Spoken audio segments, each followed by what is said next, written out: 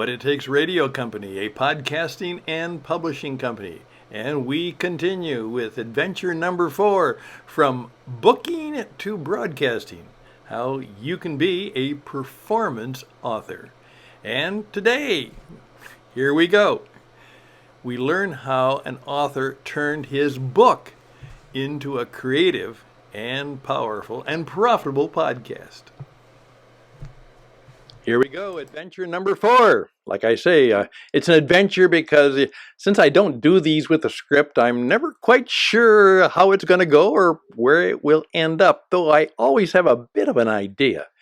Well, did you think about that? That might be, hey, you know what I've done? I did what Steve Pressfield taught me to do. He said, I took that one-page thing, that cardstock, and I wrote out my book outline, and now I've got, 7, 8, 9, 10 chapters, how it might go.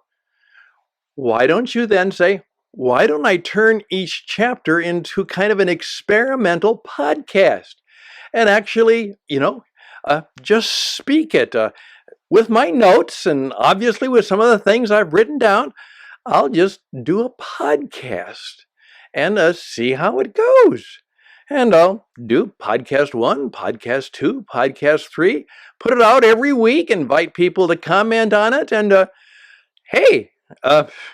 then I can take that podcast audio and I can send it to somebody like Stan, or I can do it myself. I can have that audio file, a transcription made of it. Yeah.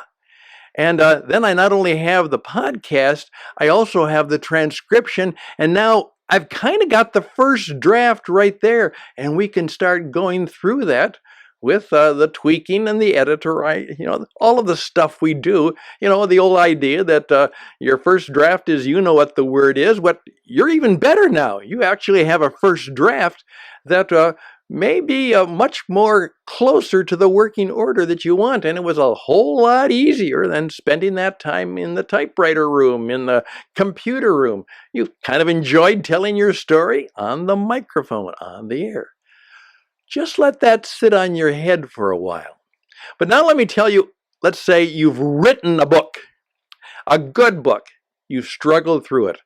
Now let me tell you what we did. A friend of mine referred someone that I knew who had written a book, and it was a history book. It was the development of medical mission work in Africa. The heroes of that. Dr. Stanley, I presume.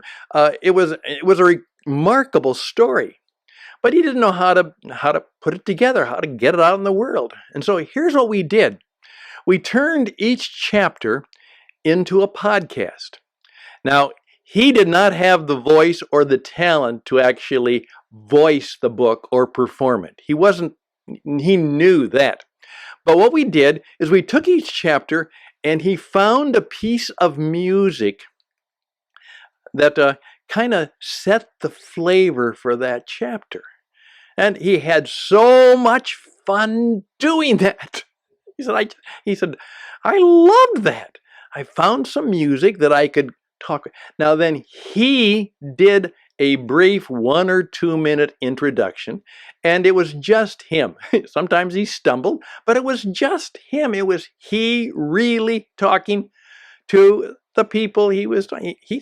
And then he turned it over to the voice. He used to kid. Now Stan, the voice, will go on, and then I would seek to perform it.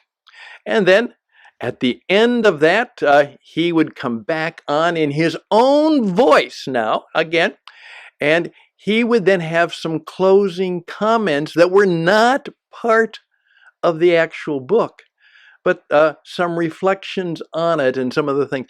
Just a minute or two, and then I would come on and say, by the way, and I use his name was Raymond. If the people would like to read the book, the full thing, and not have to wait for the next week's podcast, you know where that's going. Then he gave the contact information for his webstage, his website, where you could buy the book, and then we had a nice music out.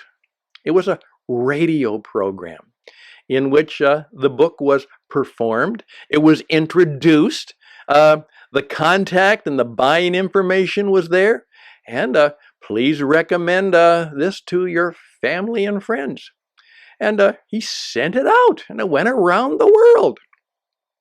And he said the results were remarkable. He said, and it was so much fun that I not only had my book, but I also had these series of podcasts. And then he took the podcasts, those files, and he put that into put it together, and that became kind of his equivalent of an enhanced audiobook, which was not just a bunch of cassettes or CDs or whatever else we have to have now. It was a series of radio program adventures chapters. That's a possibility. Think about the book you have already written. And, kind of like we talked to Chuck Johnson about how they got the books to be shows like in Longmire. How do you do that? How would you take each chapter of your book and turn it into an audio radio program with music and perhaps some voicing, and not just a performed or a narrated book, but a program with energy, personality, reality, and of course, a way to encourage people to, if you like the story, make sure you buy the book. As I used to say on late night radio after a certain little episode, just let that sit on your head for a while. Okay? Thank you for being with us so far. Hey, there's more we can tell you and teach you, and perhaps have a conversation that counts about how we can continue to use podcasting and broadcasting as a way of turning you not only into the great author that you are, but who knows, maybe into a pretty good broadcaster. And you'll enjoy it. And it'll be fun to hear from people all over the world who haven't bought your book yet, but they might, but they now know you. They now know you. We'll be back. Okay, there's a bit more to come, but how can we help you? Let us know. StanHouston@gmail.com. Leave a message at 520-664-7002 USA.